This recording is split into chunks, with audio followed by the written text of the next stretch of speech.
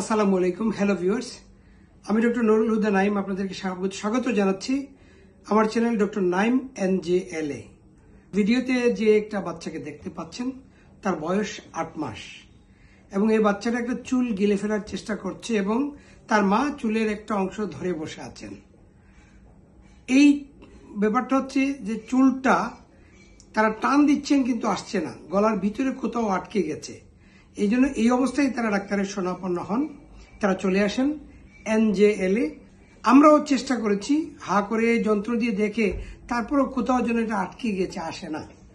তো শেষ পর্যন্ত আমরা চুলের আরেকটা অংশ তার গলার ভিতরে এক মাথা এবং এক মাথা তার মায়ের হাতে এই অবস্থায় ছিল, সুতরাং আমরা যন্ত্রের সাহায্যে তার দুইটা পার্টি নিয়ে এসেছি।